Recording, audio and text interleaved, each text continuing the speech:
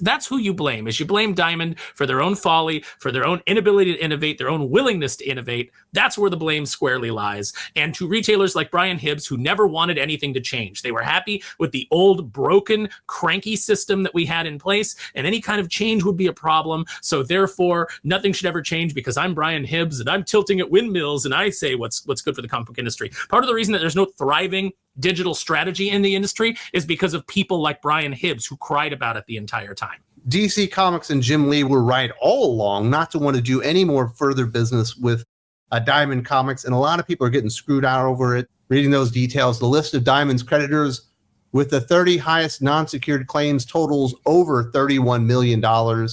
And with the long tail of the hundreds of publishers and vendors that Diamond deals with, you can expect that to double. At the top is Penguin Random House, which wholesales Marvel, Dark Horse, and IDW to Diamond. This decision has protected those publishers from this debt, but has stuck Penguin with the $9 million debt itself. However, Looter, which wholesales Image to Diamond, is only on the hook for $500,000 because DC didn't want Looter to wholesale to them. They didn't want to distribute anything with Diamond anymore, and they ended up protecting Looter in the end because Penguin Random House is stuck with a $9 million debt, and Looter only has $500,000. Yeah, remember how the entire industry was coming out. Eric Stevenson from Image coming out and saying that what do you call them? Sociopaths. He called DC sociopaths, I believe, for leaving. Everybody was panicking. Brian Hibbs out there saying what a horrible decision it was. Let me just give you a tip in the comic book industry. If Brian Hibbs thinks it's a bad idea, you've made the right move. No one should ever listen to that guy at all. Not only are you a comic book writer and editor, you've worked at several companies, but you've worked in comic book retail as well, doing ordering and stuff like that. Mm-hmm. Did Diamond's reputation, was it well earned that they were difficult to deal with, no customer service, and they had poor distribution? It was absolutely well earned. They were a terrible company to deal with, even all the way back in 2005 when I was working for ToyRocket.com, which no longer exists for a variety of reasons. None of them which had to do with the ordering. Even back in 2005 when I was dealing with my Diamond rep, and really good guy, love him to death, still friends with him to this day. But he would tell me stories about like the meetings they would have and the things that were going on at the time. In 2005, they were, everybody by then had switched to flat screens, and they were still using the old CRT monitors. So they hadn't even upgraded to that level, and their system was all like cranky old DOS programs, and was just absolutely ridiculous. So they never put any money into infrastructure. Stephen Jeppe, when he had I believe it was Gemstone, when he had the Disney license and was printing his own comics. There have been stories out there about how he was taking the money from that to build the Jeppe Museum, a shrine to him and his family and his genius. And that's why Gemstone failed. There's all kinds of stories like that. And I'm not surprised. Diamond has always been incompetent from the top down. They've always sent out damaged product. The customer service. Now, when I had my rep there, Patrick, he was great. Like he was on it. And so whenever anyone new would sign up to Diamond that I knew, I would say, ask for Patrick to be your rep because he'll take care of you. And so, of course, eventually they let him go and replaced him with people who didn't care. A story that I told on Twitter yesterday, just to show you how little Diamond cares about customer service. I was ordering for a shop, and the rep was an absolute garbage person to deal with, just an insufferable prick. And it got to the point where the owner said, I don't want to deal with him anymore. I would rather cut Diamond. I would rather lose that distribution channel than continue to work with this guy. And so we set up a meeting with the higher ups and said, we want a new rep. And they said, well, we don't have a new rep to give you. You have to stay with this rep. And he said, I will walk away from your company if you don't solve this, if you don't give me someone else to deal with. And they wouldn't do it. And so he walked away. That was $1 million a year plus account that they let just walk out the door. Absolutely insane. When you look at all the publishers, especially that are going to get hammered by this, a lot of these are really small publishers that they're dealing with at this point. Penguin Random House can probably take a $9 million hit. They're a big enough company. But a lot of these smaller publishers, I know you're friends with Matt at Udon, like, they're going to be on the debt for money that's owed to them. They're never going to get it, most likely. And a lot of these guys can't afford that kind of hit right now. No, fortunately, I think Udon can weather the storm. They're actually one of the few comic book companies out there that is financially successful and viable. I'm hoping you can have Matt on and he can tell you all the ins and outs of them dealing with Diamond. But this is pretty much the end. Diamond's not going to be able to come out from under this. All the publishers are going to leave them. If they do survive, they'll just be sending out toys maybe, but it looks like they're looking to sell Diamond Select Toys, their own in-house, toy company. It looks like they're just looking to sell everything off. I expect them to completely dissolve and to go under. And I think it's going to be bad. I think it's going to be really catastrophic for comic book stores. It's going to be catastrophic for the industry overall. And we're probably going to end up back in the same place where everybody's just going to go to Lunar and we're going to have another monopoly. Well, that won't happen because Penguin Random House still has the Marvel deal at least, and they've got a few publishers. But it sounds like they don't want to take any more small publishers, which could be a problem, as they won't be an option for some of these publishers out there. Now, you mentioned toys. This is also going to affect a lot of toy companies. Most of the rest of the list includes toy companies, probably due to the high price points. Something that hasn't been specified previously is that Diamond Select Toys and Collectibles also declared bankruptcy. Bandai, NEC, Kin, Todd McFarlane, Disney, and Hasbro are all major creditors with over $1 million in debt each. The highest graphic novel publisher on the list is Simon & Schuster for $600,000, with Viz Media at over $400,000, and comic book publisher Titan for $350,000. What a dumb way to put that. $350,000. 350,000. Rich Johnson is a fucking idiot. Dynamic Forces, including Dynamite Entertainment, are also up to $250,000, as are Udon Studios, who we'd already kind of mentioned there. And certainly a big portion of what Diamond has done has been toys and all that stuff. And it sounds like they're selling that off, their European distribution stuff, and they're just piecing up the company and selling it off. I imagine Jeppy will end up getting some money out of this, and he won't go completely broke in the end. But this is going to affect a lot of people where you did have one place that you can go for a lot of different toy distribution. It's definitely going to damage the toy market, and especially shops that carry toys, because a lot of, you could get stuff. The one thing I will say about Diamond is when it came to toy distribution, they were better than, say, like an Entertainment Earth. You would get the stuff on time. You would get it early, which you don't really from Entertainment Earth. You get it late. You get it after it's gone clearance at Target and nobody wants it anymore, and you're stuck with that product, or you have to pay a restocking fee. Diamond at least got it to you right when it hit. So at least that was my experience. Other retailers, their experience may vary, but they were dependable in that fashion. It's going to affect shops catastrophically. This is a really bad thing for the industry. This is something that you and I and everybody, in this space has been talking about for the longest time, while Heidi McDonald's of the world were telling us that everything's fine, comics are better than ever. And we were like, now comics are on the shakiest ground ever. And it turns out, what do you know? Let's, should we just play the Razor Fist clip right now? F you, I was right. Now with Diamond Select Toys and Collectibles, they have their own exclusive deals. Are there any major brands or lines in there that you think are actually important that somebody's actually going to want to acquire? I don't know. It depends on I don't know what licenses Diamond Select still had. Obviously the Marvel license, doing their Marvel Select figures, those were generally pretty good. There's a lot of figures from that line that I liked and that I would collect. Not everything, but sometimes they would knock it out of the park. I just don't know. It depends on what, they were doing the gallery statues and things like that. Are people really going to want to continue to pick those up? The G.I. Joe ones were really nice. Some of the Marvel ones were nice. They did do some good stuff here and there. So that's probably the biggest Diamond Select kind of, the product line that is probably the best for them. But I don't know that anybody can't just go to those companies and say, hey, give me the license now that Diamond is stiffing you. It seems like anybody could go in and pick that up, and they don't need to buy Diamond Select toys at all. Because what does Diamond Select have that's theirs, that's a hot IP, that they own? I think everything's just licenses. But it is crazy how prophetic Jime Lee and DC Comics ended up being. They wanted nothing to do with Diamond once they unilaterally shut down the entire comic book industry without consulting anybody.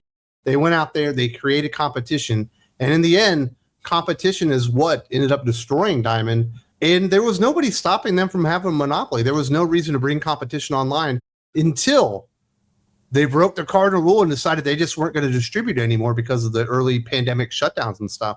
And ultimately, that's what ends up destroying their entire company.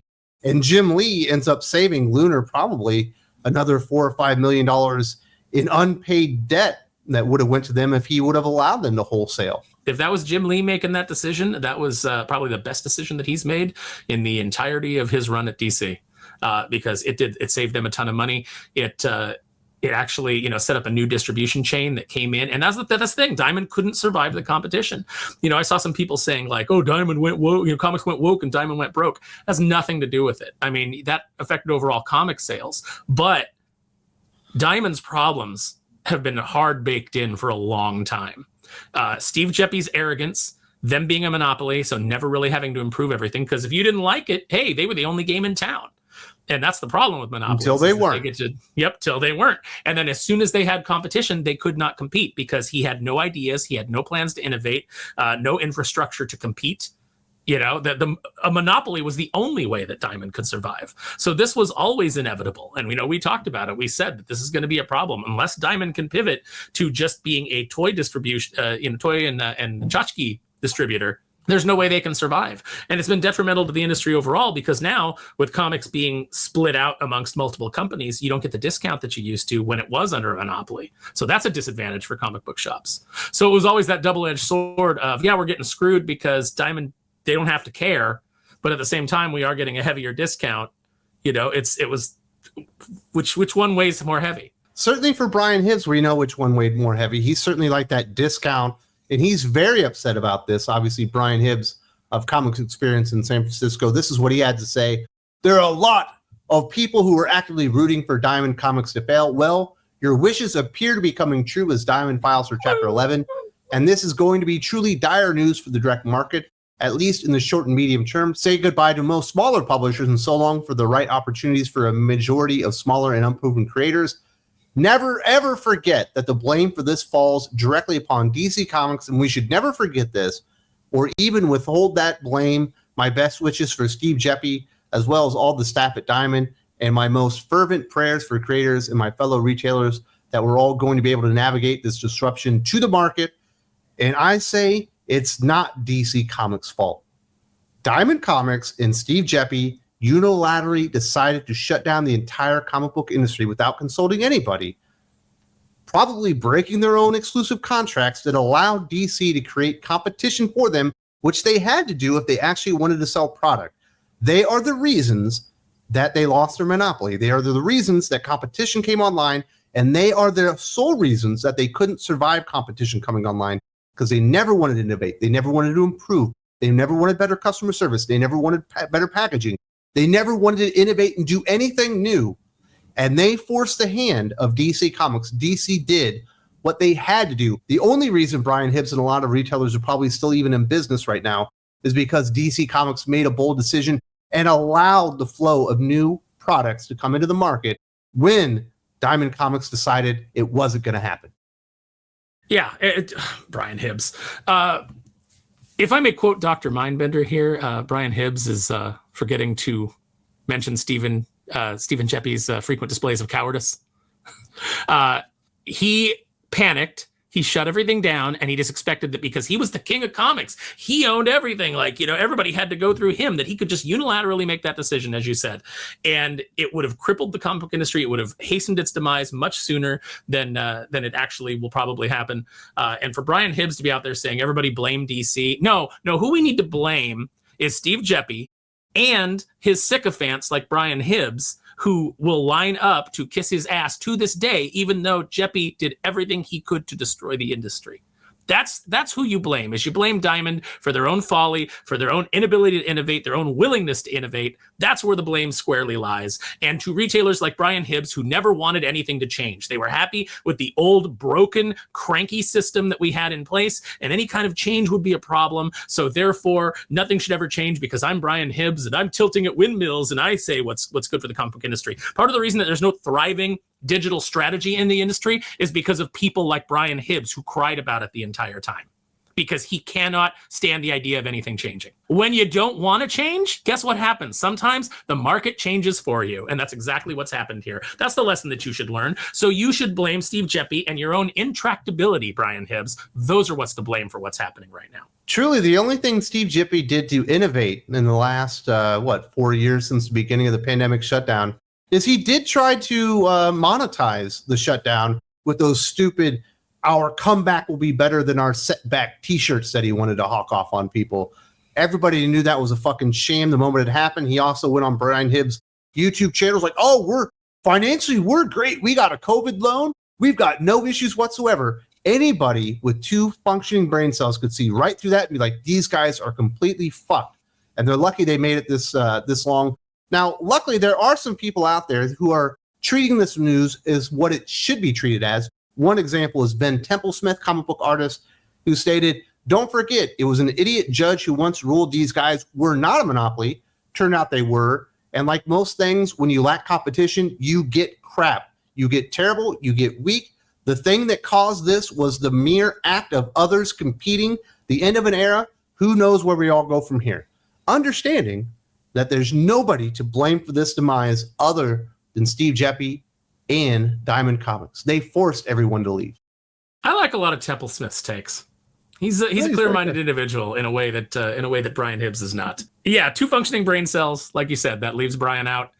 He couldn't even keep Gary's neurotic store afloat after he bought it from him. This is not a guy that you should be listening to. He is a guy who just benefited from the way things were, and but continually shrinking market. Eventually, that all comes home to roost, and that's what we're seeing right now. And Templesmith's right. We don't know where it's going to go from here. We don't know how the direct market's going to survive. We don't know if it's going to be financially viable for a lot of these shops. And the more shops that close down, the bottom line, that reduces page rates, that reduces talent. Talent reduction reduces interest.